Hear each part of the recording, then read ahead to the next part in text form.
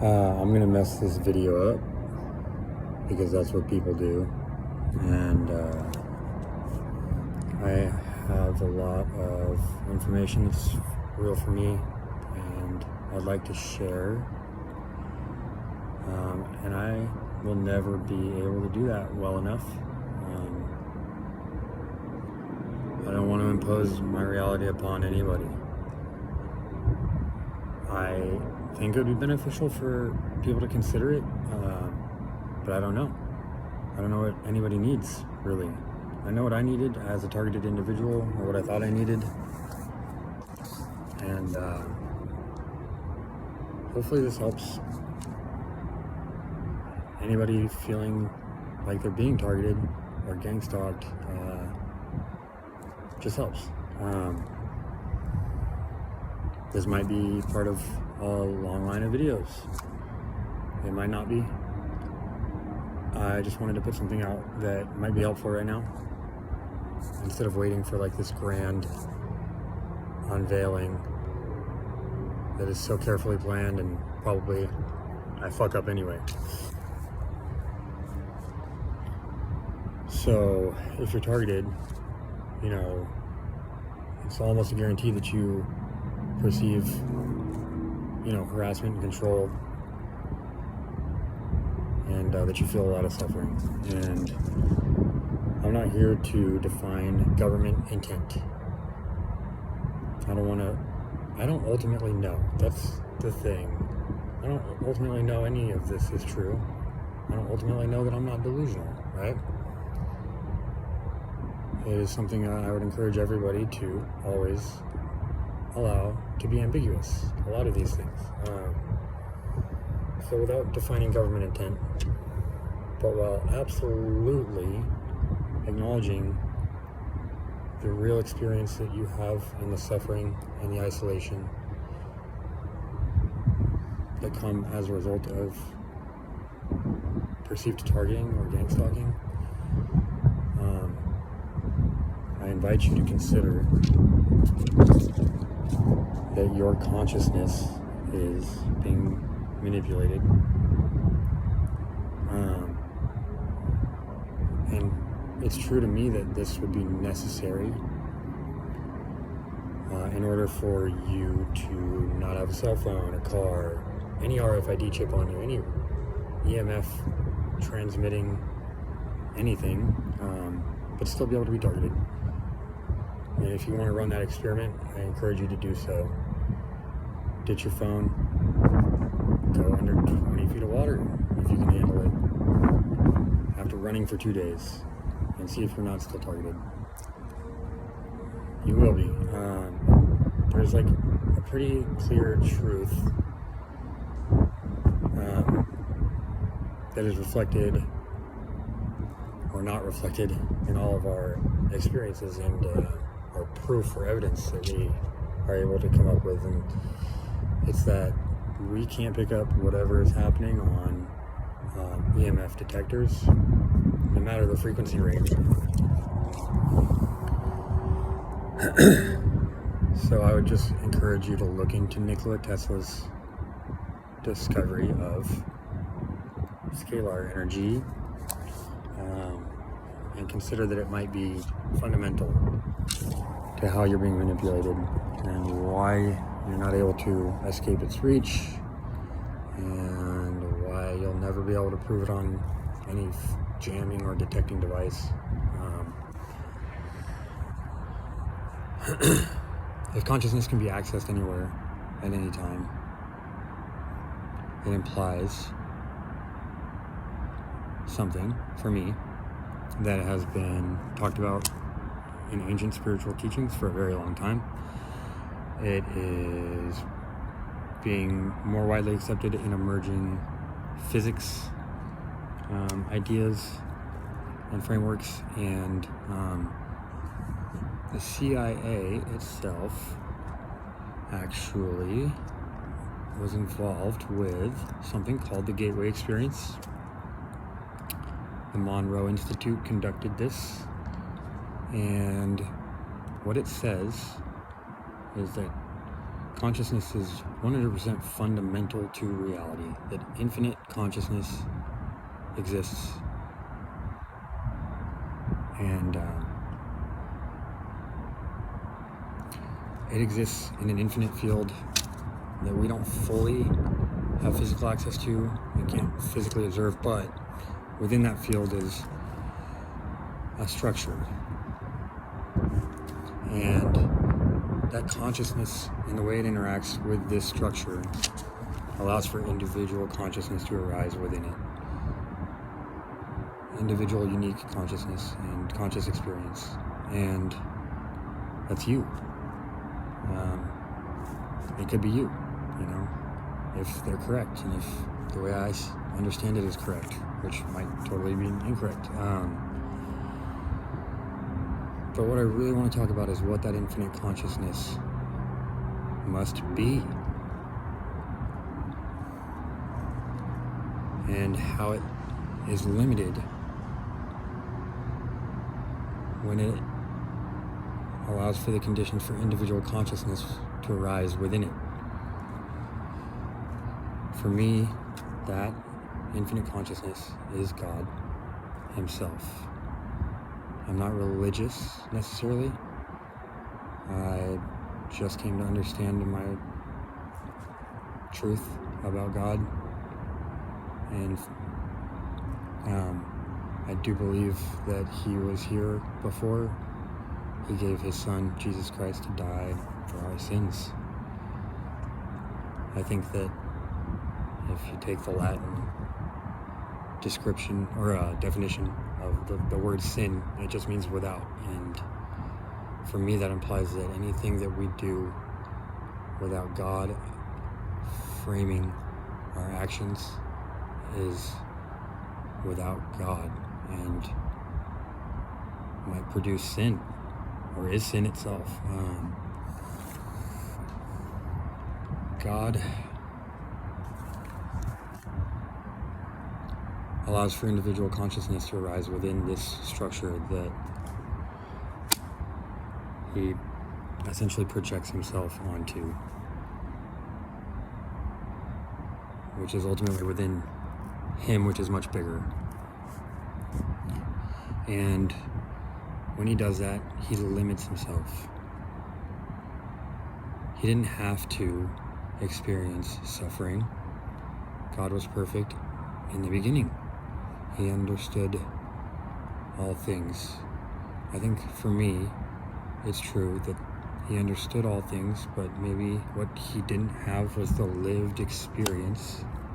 And I like to compare it to the idea of eating a bowl of ice cream and the physical act of eating a bowl of ice cream, and how much more rich and meaningful one is. God is limitless. That infinite consciousness is limitless. For me, consciousness is potential when it's unbound. It's just infinite potential. And it goes a little deeper than that, but I think the important part is it's got infinite potential when it's infinite and unbound, and by confining itself, a part of itself, in such a way that it becomes limited and allows other experiences to be had that are unique and subjective and us, He's imposing a self-limitation, and he wants to do this. I shouldn't even call it he, but it wants to do this. If whatever clicks with you, he, she, whatever clicks with you, it wants to do this because it's love. Love is the ultimate truth of God. It's how we can best experience Him, because we can't experience infinity in this reality. I don't believe. We can experience infinity in a way, kind of maybe a conceptual way, or I don't know, an intuitive way, by living right now in alignment with our most genuine self and love. God allows for nobody to be limited by you,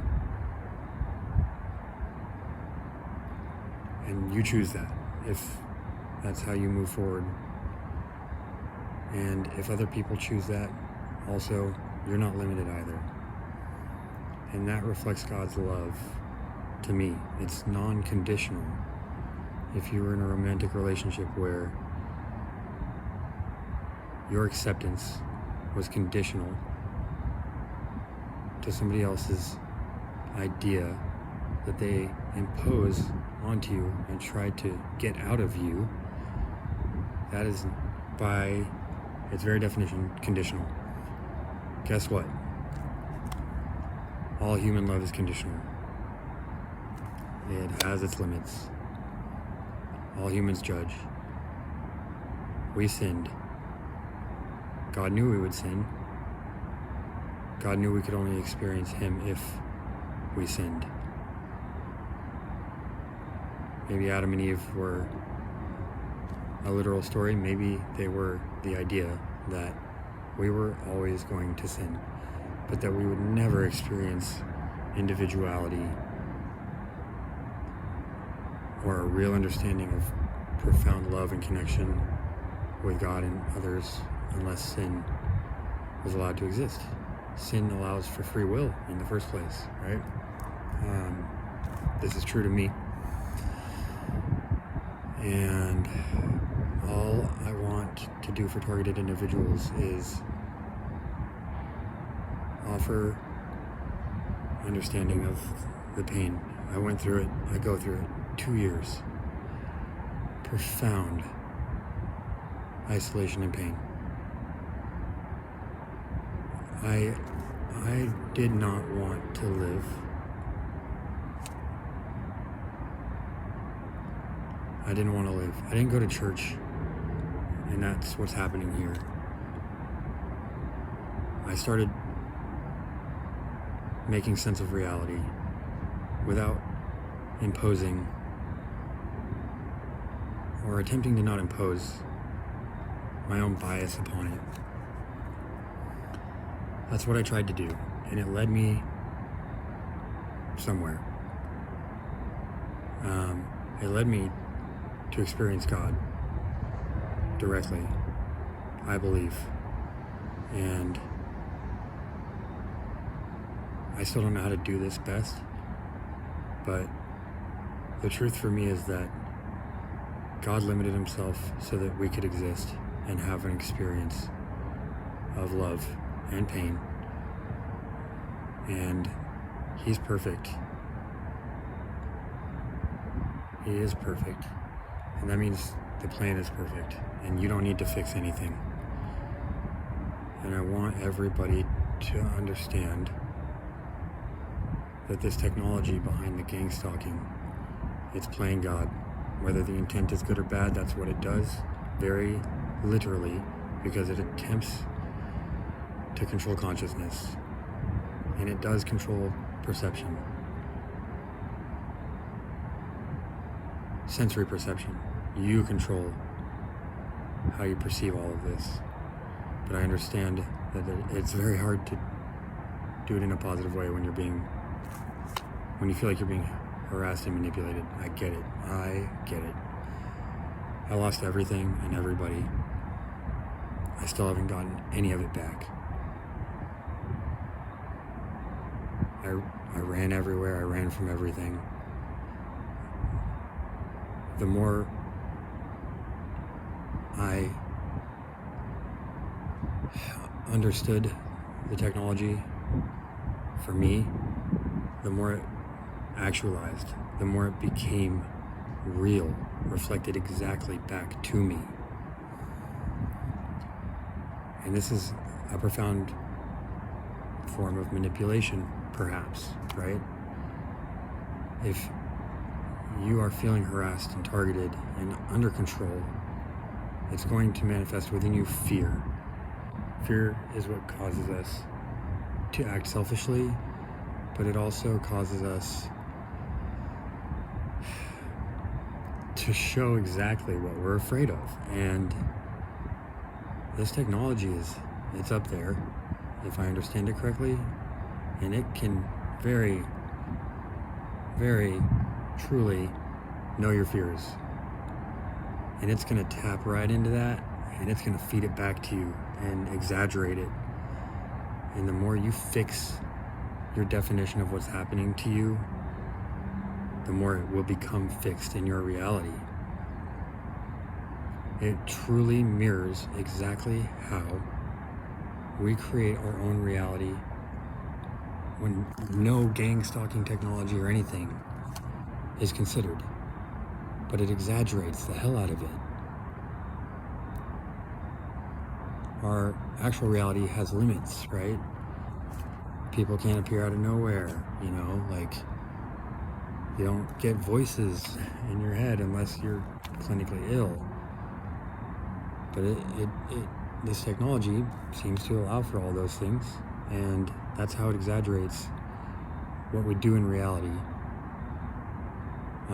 in such a way that it becomes very, very constrictive. It feels that way. All I'm here for today is to tell you that your consciousness is not alone. I don't believe that it is. I believe that it's within God's consciousness. God is perfect. He has a plan. Don't suffer. When God limits himself, he limits himself in many ways. One of those ways is that he experiences all of your pain with you. Very, very truly and profoundly does he do that. You are never alone. You're connected to divine consciousness. Divine consciousness can best be understood by us as love, which itself cannot be fully understood. It's bigger than us. That love has a plan. We don't perceive all the time that struggle is good. And I'm not saying that your experience and how you feel is good or bad. I understand it's real. That's real. That's the most real thing, is how you feel.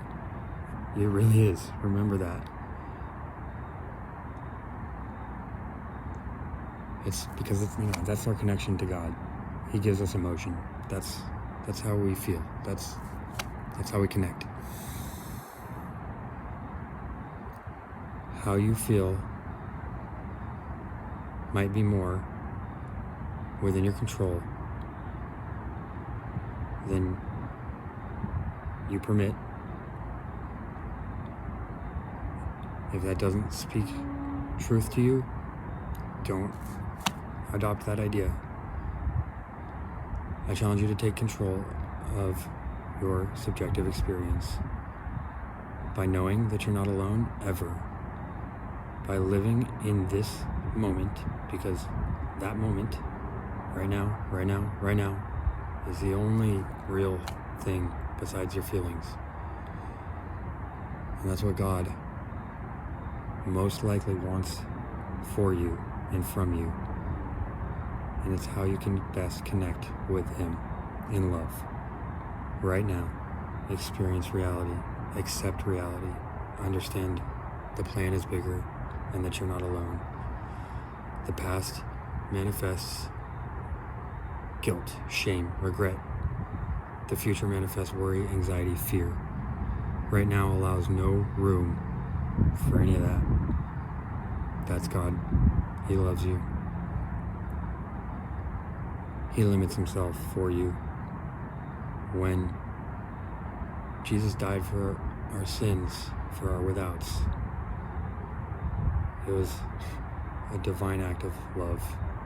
More of a divine act of love probably than the act of creation itself. I don't know. But I want you to understand that God wore all hats when he did that. He experienced Jesus' pain literally as Jesus experienced it. He experienced his own pain literally as God, the Father of Jesus, experienced it.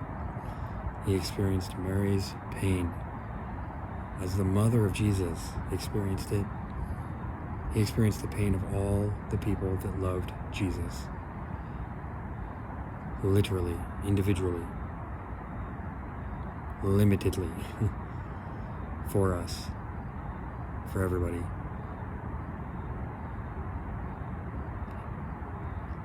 He loves us. You're loved. However you connect to God, let it be framed by love. Treat others how you want to be treated. Reach out to me if you need to, if you want to. I have a lot of ideas. They may be true, they may not be true.